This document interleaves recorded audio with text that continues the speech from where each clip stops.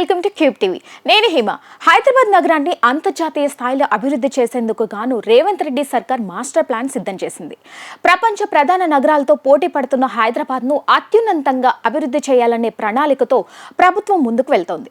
హైదరాబాద్కి ప్రధాన సమస్య అయిన ట్రాఫిక్ సమస్యను తొలగించేందుకు గాను వేల కోట్ల రూపాయలను ఖర్చు చేసి ఫ్లైఓవర్ బ్రిడ్జీలను, ఫుట్ ఓవర్ బ్రిడ్జీలను, అండర్ ప్లాన్లను నిర్మించేందుకు గాను ప్రభుత్వం సిద్ధమవుతుంది. Hyderabad city innovative transformative infrastructure ప్రాజెక్టుపై ప్రభుత్వం ప్రత్యేక దృష్టి సారించింది. మొదటి దశలో 2400 కోట్ల రూపాయల వ్యయంతో చేపట్టనున్న పనులకి టెండర్ నోటిఫికేషన్ ప్రకటించనుంది. అందుకోసం భూసేకరణ ప్రక్రియ వేగవంతం చేయాలని అధికారులను ప్రభుత్వం ఆదేశించింది.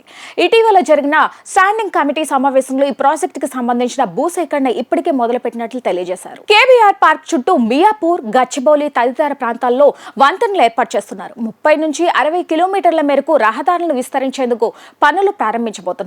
ప్రభుత్వం ప్రతిష్టాత్మకంగా తీసుకున్న హెడ్ సిటీ ప్రాజెక్ట్ పై పలు దఫాలు అధికారులు సమావేశమవుతున్నాయి. Cancer hospital, jubilee check post, KBR park ప్రవేశం ద్వారం, ముగ్ధ జంక్షన్ వద్ద భూసేకరణకి నోటీసులు ఇచ్చినట్లుగా అధికారులు తెలియజేశారు. Maharaja Agrasen, Film Nagar road number 45 జంక్షన్లను విస్తరించేందుకు ఏర్పాట్లు జరుగుతున్నాయి. ఇంకా హెడ్ సిటీలో భాగంగా మియాపూర్ నుంచి హఫీజ్పేటకు ఫ్లైఓవర్ నిర్మాణం జరపడంతో పాటు 60 మీటర్ల మేరకు రహదారిని విస్తరిస్తున్నట్లుగా పేర్కొన్నారు.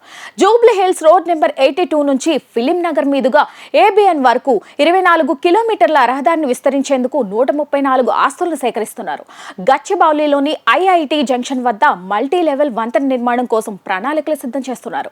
ఇలా హైదరాబాద్ లోని రోడ్డు వెడల్పుతో పాటు వంతెనలు ఏర్పాటు చేయడంలో ట్రాఫిక్ లేకుండా చూడాలని, అలాగే అభివృద్ధిలో హైదరాబాద్ ను ముందుకు తీసుకెళ్లాలని ప్రభుత్వం భావిస్తోంది.